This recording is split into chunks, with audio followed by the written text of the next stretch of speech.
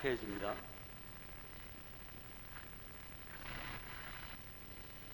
찾으셨으면 다 함께 봉독 드리겠습니다. 형제들아, 너희가 자유를 위하여 부르심을 입었으나 그러나 그 자유로 육체의 기회를 삼지 말고 오직 사랑으로 서로 종노하라. 아멘.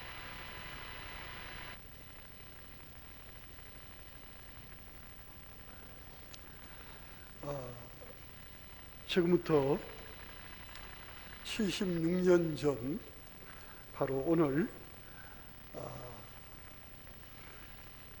일제 탄압한 압제와 고통 가운데 있던 이 땅에 있는 우리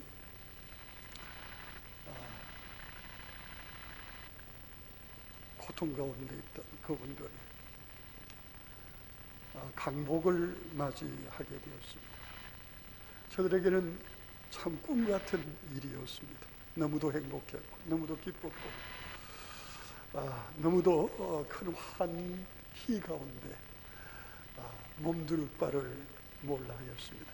그러나 참 안타까운 것은 그 환희와 그 기쁨이, 그 행복이 오래가지 못했다는 겁니다. 하나님의 특별하신 보호하심으로 맞은 광복, 그리고 수많은 사람들의 피와 땀과 심지어는 죽음을 통해서 얻게 된 그 귀한 광복이 원래 그 취지대로 지켜지기에는 너무도 준비되지 않고 힘겨웠던 그때 형편과 처지였던 것을 보게 됩니다. 좌우에 너무도 칼날 같은 첨예화된 갈등이 있었습니다.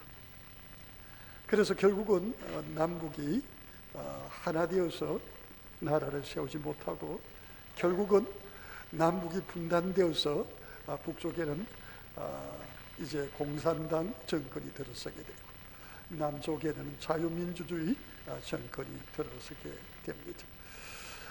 그러면서도 북쪽은 북쪽 나름대로, 남쪽은 남쪽 나름대로 엄청난 갈등을 겪으면서 숨 쉴 틈도 없이 빡빡하게 돌아가는 시간 가운데 1950년 6월 25일 동족 산전에 너무도 끔찍하고 너무도 많은 사람들의 죽음을 가져다 준 6.25가 터지고 맙니다. 그렇게 세월이 흘러서 오늘까지 오게 되었습니다. 오늘 우리는 광복 76주년을 맞이하면서 우리는 이제 우리에게 주어진 이 광복, 이 자유를 지킬 만하게 성숙되어 있는가를 한번 생각해 볼 수 있기를 바랍니다. 우리를 압제했던 일본은 그 정치 야욕을 가진 사람들이 지금 제가 일본을 볼 때는 그들을 바뀌지 않고 그의 태반이 그대로 있는 것 같습니다. 그리고 남과 북이 나누어져 저 북쪽에서 공산 정권이 들었었는데 지금 살펴보면 참 그때 같이 연합정부가 들었더라면 얼마나 참혹한 일이 벌어졌을까 하는 정말 아찔한 마음이 들어지면서 세월은 우리를 통해서 그때 긴가민가 했던 것, 그때 갸우뚱했던 것, 그때 갈등하면서 확실하지 못했던 것들을 확실하게 보여주는 그런 신비함을 우리에게 보여주는 것 같습니다. 내년 2022년 3월 9일 날은 대한민국 제20대 대통령을 선거하는 선거일입니다. 지금 우리가 맞는 정치적이고 그리고 사회적으로 그리고 도덕적으로 맞이하는 지금 이 대한민국의 현 시점은 어떻습니까? 여러분, 조금도 양보 없이 너무도 팽팽하게 서로가 다른 입장에서 갈등 구조를 이어져 나가고 있습니다. 서로를 깊이 이해하고 들여다보기보다는 자신의 주장에 조금도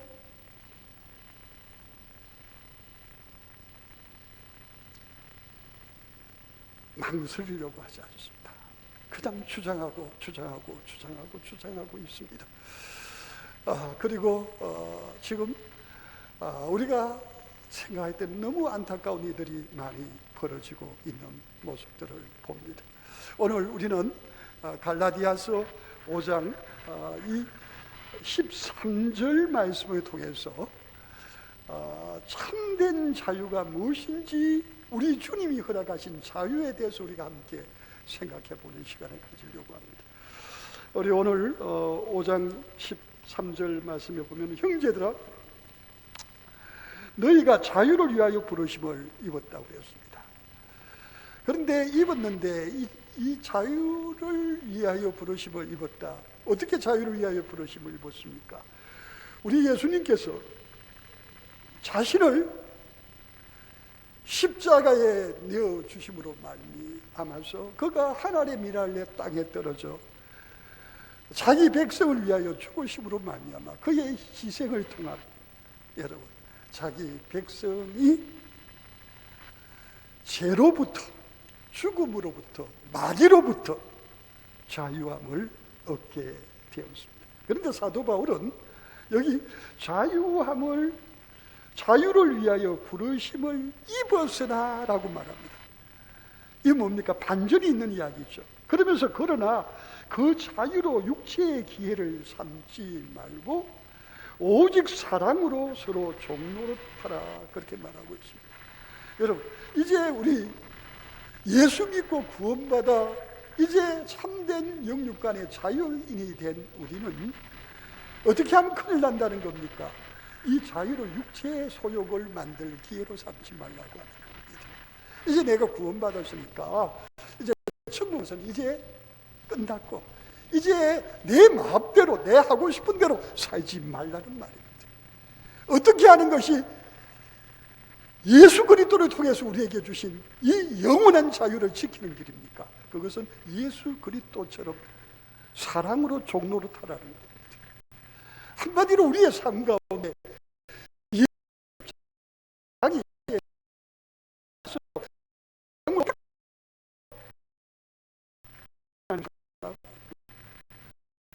그 예수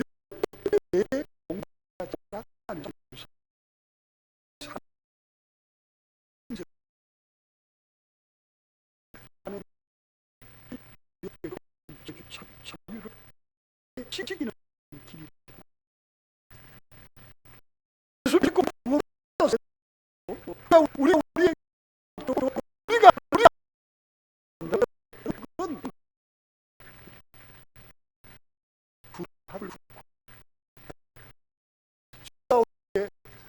말 잃은 소금같이 밟히어지고 손가락질을 당하고 하나님의 영광을 막아버리는, 예수 그리스도 안에 있는 그 참된 자유의 실체를 보여주지 못하고 세상에 혼란을 주고 살아가는 그리스도인이 될 수밖에 없다. 그래서 여러분, 우리가 예수 그리스도를 통해 얻은 이 영원한 자유를 우리가 누리며 살고, 이 자유가 우리만 아니라 우리 주변에 있는 모든 사람들에게 절대적인 영향을 끼치기 위해서는, 여러분 여기에 오늘 13절이 있습니다만 14절, 15절 그리고 결국 16절로 넘어가는데, 16절에 보면 뭐라고 말하고 있느냐 하면은, 내가 이르노니, 사도 바울이 말합니다. 갈라디아 지역에 있는 성도들을 하여 너희는 성령을 따라 행하라. 그리하면 육체의 욕심을 이루지 아니하리라. 너희가 예수 그리스도를 통해서 자유를 얻었음에도 불구하고 육체의 소욕을 따라 산다면 너희는 결국은 죄에 묶이게 될 것이고, 그리고 이 땅에서 눈에 보이는 모든 것에 의하여 그것에 구속을 받으면서 압박을 받으면서 참된 자유 없이 이 땅에 살아가게 될 것이다. 그러나 너희가 성령을 따라 행하면, 성령에 충만하면, 그 성령을 통해서 예수 그리스도의 십자가 보혈의 사랑, 너희를 통해서 이 어두운 세상을 환하게, 주님이 누구신지, 저 사람을 보니까 뭐가 보인다고요? 이 세상에 소망이 있다는 게 보여요. 이 사랑 없는 캄캄한 이 땅 가운데서, 야, 이거 하나님이 살아계시구나 하는 희망을 줄 수 있다 하는 것이 보여진다고 말하고 있는 겁니다. 그렇습니다. 여러분, 우리의 자유는 죄와 사탄의 억압으로부터 얻게 된 자유입니다. 그런데 이 자유를 우리가 누리면서 이 자유 때문에 가지는 행복과 기쁨과 환희를 우리의 삶 가운데 누리고 살기 위해서는 여기 뭐가 꼭 필요하다는 겁니까? 바로 오직 주님의 사랑으로 서로 종노릇해야 된다는 겁니다. 내가 받은 주님의 사랑의 영향을 받아서 나도 주님처럼 내 이웃을 위하여 희생하고 그들을 섬기며 그들을 위하며 수고하면서 살아야 된다는 말입니다.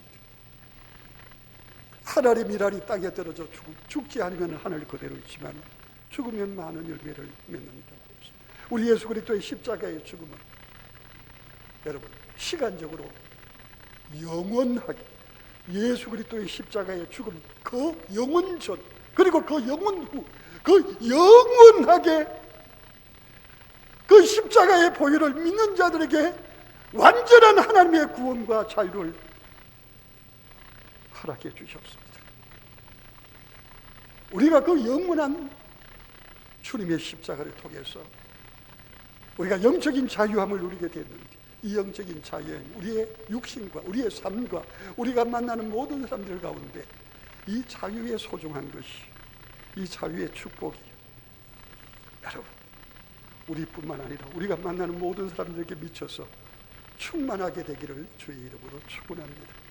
여러분 저기 화란 네덜란드의 19세기 물론 그분이 1920년까지 살았습니다만은 유명한 목사님이자 신학자이자 정치가가 있습니다.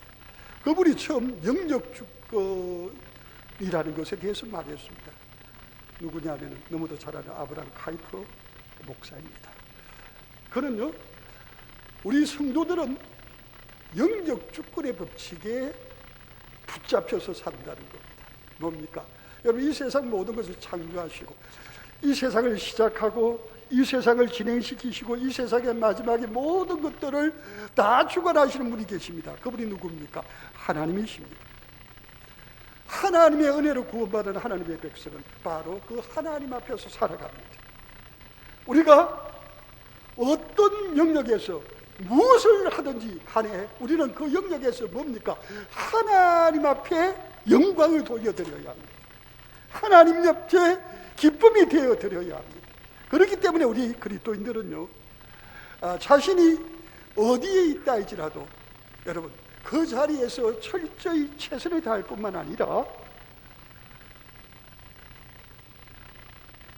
다른 분야에 대해서는 침묵한다든지 조용히 있다든지 소극적으로 살아서는 안 된다는 겁니다. 누구를 의식하고 하나님을 의식하고 자신에게 주어진 하나님의 소리를 하나님의 인도하심을 그 하나님을 신뢰함으로 당당히 낼 수 있고 힘있게 말할 수 있고 그 자리에서 자신의 목숨을 내어놓더라도 누구를 보여주는 주님을 보여주는 삶을 살아가는 것이 바로 그리스도인들이 이 땅에서 하나님 앞에서 이루어 가야 될 모습이다. 그렇게 말하고 있는 겁니다. 여러분 가난이 무섭습니까? 여러분 다른 사람들에게 비난을 받고 다른 사람에게 따돌림을 받는 것이 무섭습니까? 저는 너무너무 무섭다고 생각합니다. 저는 가난을 경험해봤고 그리고 몸이 불편해서 따돌림을 받아봤고 비난을 받아봤습니다. 어떤 때는 공포가 몰려오는 것 같이 너무도 힘겹고 어떤 때는 무서울 때가 있었습니다. 그런데 여러분 하나님의 사랑에 꽉 잡히게 되면요 무섭지 않습니다. 두렵지 않습니다. 오히려 당당해집니다. 사도 요한이 요한일서 4장 18절에서 이렇게 말하고 있습니다. 사랑 안에 두려움이 없고 온전한 사랑이 두려움을 내쫓나니 두려움에는 형벌이 있습니다. 두려워하는 자는 사랑 안에서 온전히 이루지 못하였느니라. 아멘. 여러분, 사도 요한은 사랑의 사도입니다. 그는 예수님 가장 가까이에 있었습니다. 여러분, 사도 요한은 성령 충만해서 말하고 있습니다. 하나님의 그 완전한 사랑, 십자가를 통해 드러난 그 완전한 사랑에 붙잡힌다면요, 여러분, 우리에게 두려움이라고 하는 단어가 절대 존재할 수 없다고 말하는 거예요. 물론 잠시 순간적으로 두려울 수 있을지 모릅니다. 그러나 그 두려움이 길어지고 그 두려움이 우리를 정의와 공의로부터 숨게 하고, 그리고 잘못된 대로 그렇게 넘어지게 만드는 두려움이 될 수 없다는 것.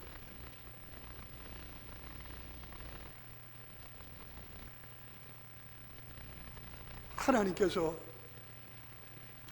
우리를 향하여 보여주시는 어떤 것 가운데도 당당하게 걸어가면서 어떤 것도 두려워하지 않고 힘들지 않고, 뿐만 아니라 하나님께서 반드시 이 땅에 정의를 베푸시고 이 땅에 공의를 베푸신다.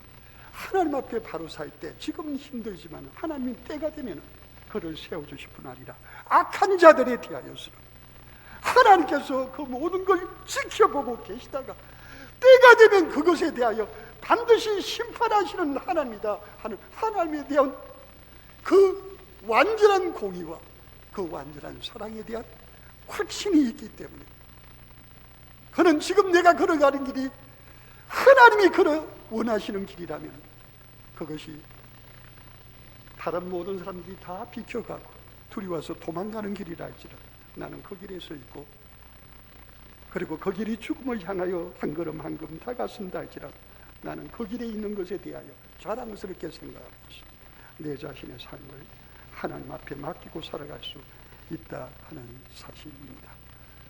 여러분, 일제 치하에서 여러분 1910년에 일본이 완전히 우리의 주권을 빼앗기 전에도 1905년에 우리나라의 외교권을 빼앗은 여러분 의사 능력이 있었습니다.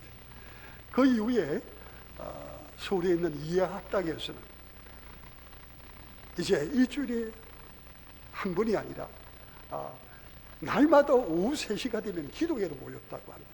모여서 뭐냐면은 이 대한의 독립을 위하여, 그러다가 뭐가 됩니까? 한일 합방이 되고, 그러면서 1918년 그때까지 계속해서 기도회로 모입니다.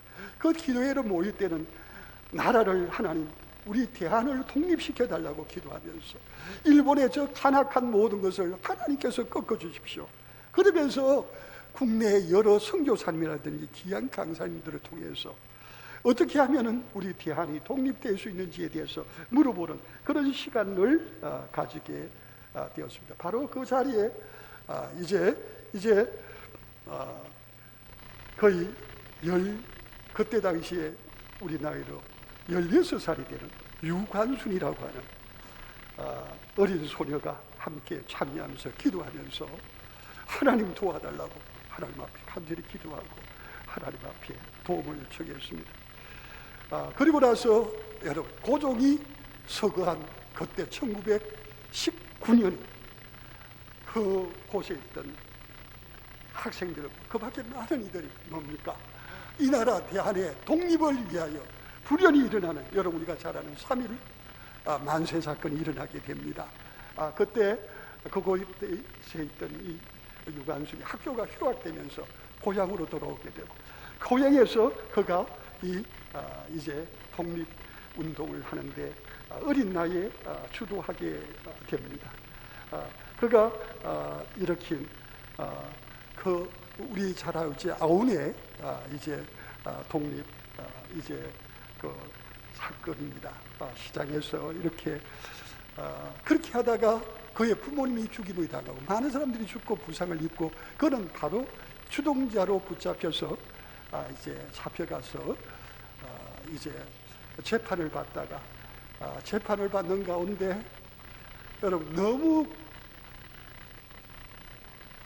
고된 고통을 겪고 거기에다 영양실조까지 겹쳐서 그가 결국은 더 이상 잊지 못하게 됩니다. 그때가 1920년 9월 28일 제가 그걸 살펴보니까 오전 이제 8시 20분에 18살의 나이로 이제 하나님의 부르심을 받게 됩니다. 그가 부르심을 받기 전에 그가 한 유언의 내용입니다. 우리는 맨손부입니다. 그런데도 저들은 우리를 총과 칼로 협박하며 법석을 떨었습니다. 여러분, 조선의 해방이 눈앞에 있습니다. 용기를 가지고 다 함께 일어나십시오. 하나님도 우리를 도우실 것입니다. 나는 대한 사람입니다. 나라를 위해 독립만세를 부르는 것도 제가 됩니까? 내 손톱이 빠져나가고 내 귀나 코가 잘리고 내 손과 다리가 부러져도 그 고통은 이길 수 있습니다. 그러나 나라를 잃어버린 그 고통만은 견딜 수가 없습니다. 나라에 바칠 목숨이 오직 하나밖에 없다는 것이 이 소녀의 유일한 슬픔입니다. 하고 그렇게 숨을 거두었습니다. 여러분, 그 16 그리고 잡혀서 17이 되고 그리고 18이 되는 그 소녀가 무엇을 압니까? 그런데 하나님 앞에 기도하면서 하나님의 그 사랑이 그에게 붙들릴 때 그는 자기의 목숨 하나 그걸 위하여 하나님이 귀하게 여기시는 거예요. 대한의 독립을 위하여 자신의 목숨 드리는 것이 그 생명이 하나밖에 없다는 것이 자기에게는 제일 큰 슬픔이라고 말하는, 여러분, 이런 희생이야말로 여러분 우리가 잘 아는 사랑의 원자탄으로 유명하신 손양훈 목사님 계시죠. 그분은 일제시대 때 6년 동안 옥고를 치릅니다. 딱 하나입니다. 하나님의 말씀대로 믿음을 지키고 싶은데 신사참배라고 하는 제1계명 그리고 제2계명이 하나님에 대한 신앙을 지킬 수 없게 만들어서 그것에 대하여 분명히 신사참배를 반대하면서 아니라고 했습니다. 거기르고 나서 광복을 맞이하고 1948년 여순 반란 사건이 일어나면서 공산 청년에 의하여 그의 두 아들, 첫 아들과 둘째 아들이요 미국을 좋아한다는 심리, 두 번째는 예수쟁이라는 종교적인 것, 그것 두 가지 때문에 총살에 당해서 죽고 맙니다. 그 두 아들을 죽게 만든 안재승이라고 하는 청년에 대해서 그런 사형선고가 되었다는 소식을 듣고는요, 그는 사람을 보내어서 그를 죽이지 말라고 했습니다.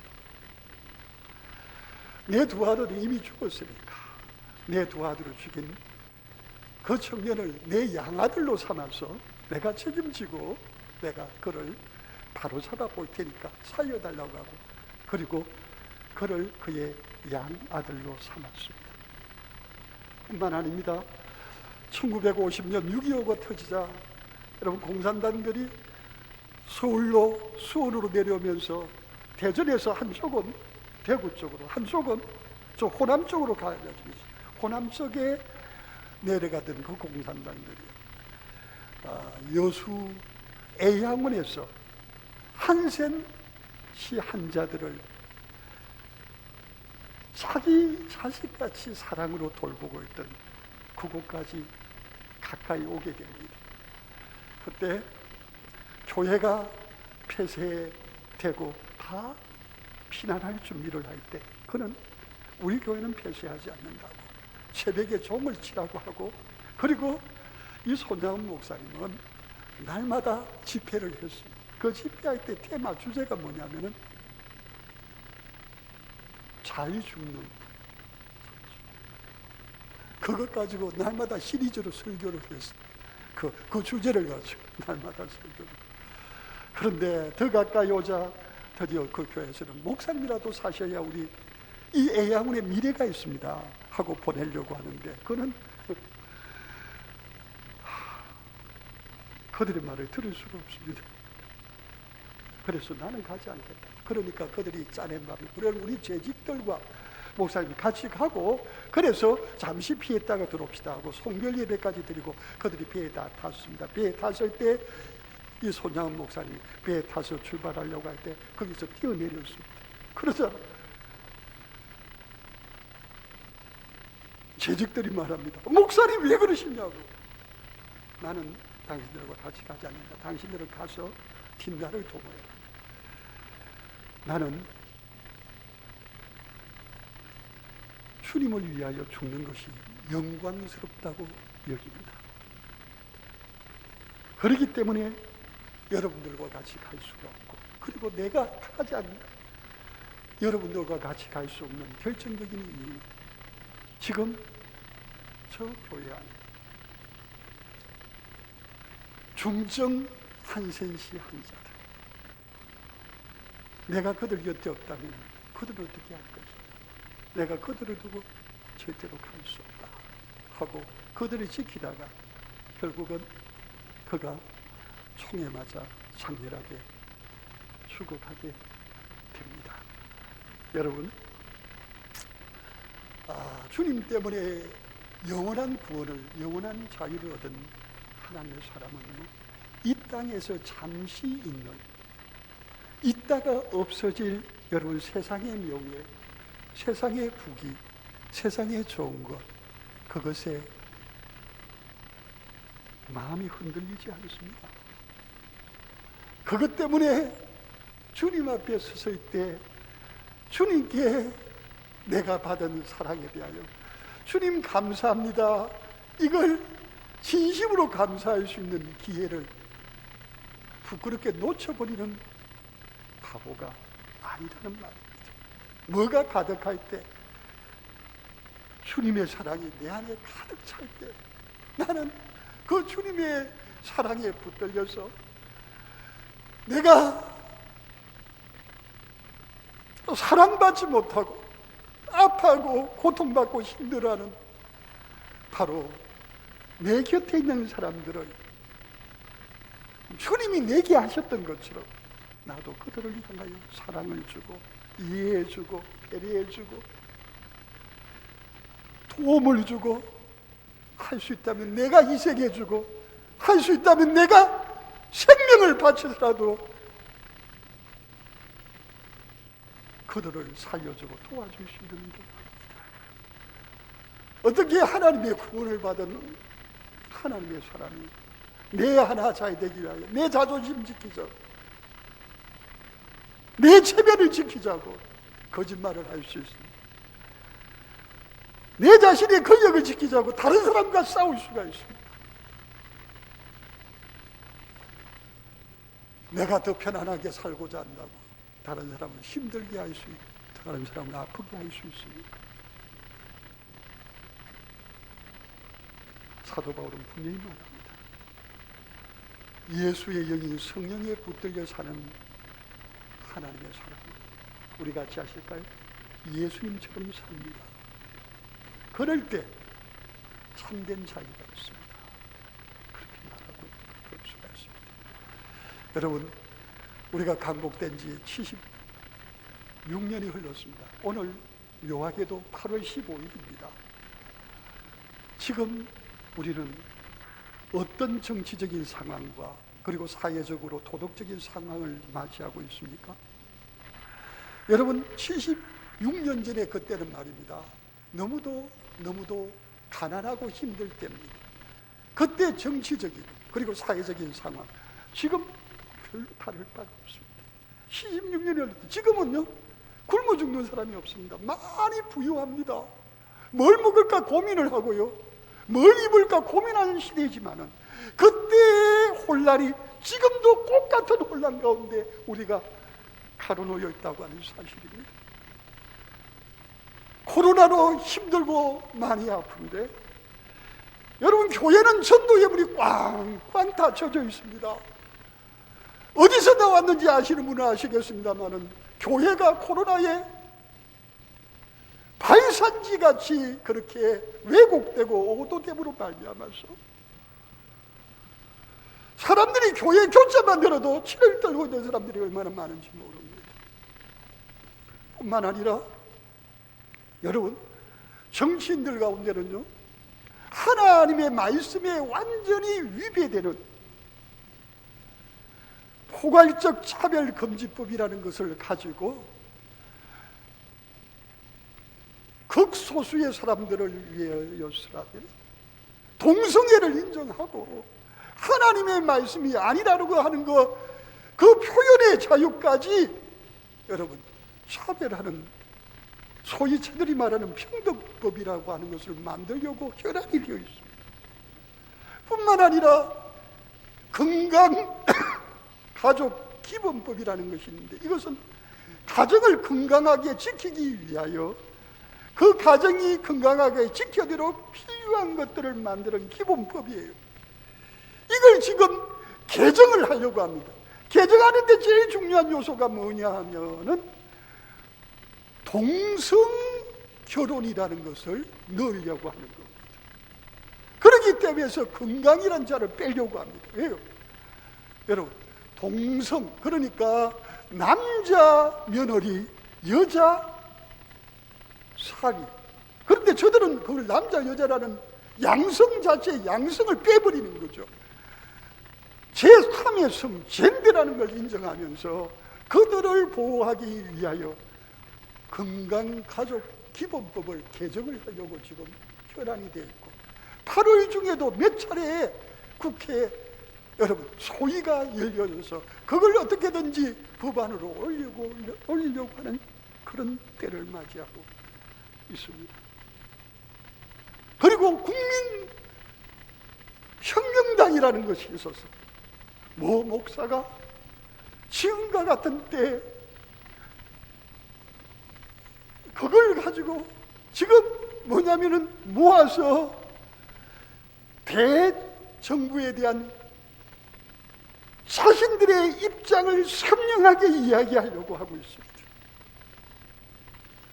제가 말하려고 하는 의도는 여러분 아시겠습니까? 저들이 발의하려고 하는 정치 법안들, 저들이 이야기하려고 하는 정치적인 저들의 모임과 일들, 여러분 그 모든 것들을 통해서 하나님이 원하시고 하나님의 이름의 영광을 위하여, 그리고 내 주변에 있는 사람들과의 적대적인 관계가 아니라 불쌍히 여기는 마음으로 그들을 보호하고 그들을 살리고, 아니면 내 하나 희생해서라도 이 땅에서 하나님은 사랑이시라, 하나님을 의지하는 사람은 바보같이 사네요, 하나님을 의지하는 사람은 자기를 희생해서라도 다른 사람을 세워주는 분이요 하는, 여러분 사랑이 메마르고 사랑이 잡잡하게 식은 이 세상 가운데 하나님의 사랑의 단면을 보여주고 있는 모습들이 있는 겁니다. 여러분, 혼란입니다. 혼란. 이 혼란 가운데서 여러분이 명심해야 합니다. 자, 우리 같이 하실까요? 주님이 여기 계십니다. 여기 계십니다. 여기 계신 주님이 여러분의 욕심과 여러분의 자존심과 여러분의 지금까지 살던 잘못된 습관 때문에 주님이 우리를 통해서 드러나는 것이 파괴받지 않기를 주의 이름으로 축원합니다. 여러분, 완전한 자유는 내가 죽고 내 안에 주님이 우리를 통하여 주님의 사랑을 세상에 보여주는 것. 주님의 희생을 보여주는 겁니다.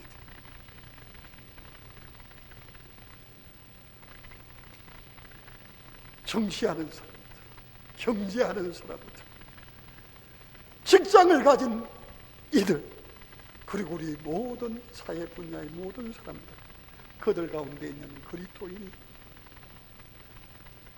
일제 치하에서 자신의 생명 하나밖에 없는 것 때문에 슬프다고 말하면서 자신의 생명을 초기와 같이 내어놓고 이 대한의 독립을 위하여 자신을 내어놨던 사람들, 주님의 사랑으로 자신의 목숨을 조금도 돌보지 아니하고 기꺼이 자기의 목숨을 하나님 앞에서 내어놓으며 사랑하는 사람들을 희생했던 그들의 모습과 같이 우리가 이 땅에서 우리의 말을 통해서, 우리의 섬김을 통해서, 우리의 희생을 통해서, 우리가 살아가는 모습을 통해서 이 세상이요, 아니 우리 가장 가까이 있는 사람들이 우리를 통해서 주님의 모습을 볼 수 있다. 캄캄한 이 세상 가운데 주님의 빛이 우리를 통해서 드러나는 것이 보여진다고 한다면, 여러분, 이것이 주님이 우리에게 주신 자유를 우리가 이 땅에서 제대로 온전히 누리는 비결인 줄을 믿습니다. 여러분, 오늘 사도 바울은 뭐라고 말합니까? 분명히 말합니다. 뭐라고 말합니까? 자유를 우리가 얻었다고 합니다. 형제들아, 너희가 진정한 자유를 위하여 부르심을 받았습니다. 그 자유를 너희의 육체의 욕심을 이루기 위하여 쓰지 말고 그 자유를 서로 종로로 타는 일을 위하여, 다른 사람을 희생하고 다른 사람을 위하여 너희의 삶을 누구처럼? 예수님처럼. 우리 예수님은 죄를 지을 수 있는 분입니다. 무슨 말인가 하면 완전한 사람이기 때문에.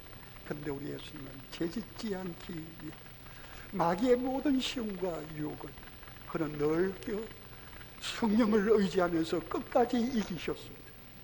그렇게 보존한 그의 죄 없는 몸을 그는 무엇을 위하여?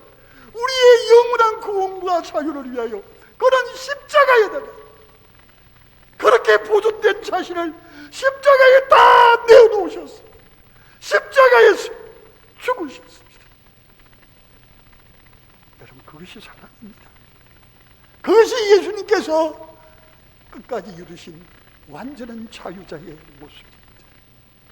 오늘 우리는 이 갈등과 혼란이 가득한 이 세상에 살면서, 불평과 원망이 가득한 이 세상에 살면서 오직 예수 그리스도 안에서 주님이 우리에게 허락하신 그의 사랑과 섬김, 그것을 통해서 내가 얻은 것을 내 힘이 아니라 나를 도우시기 위하여 오신 성령님께 온전히 기대어 우리의 삶을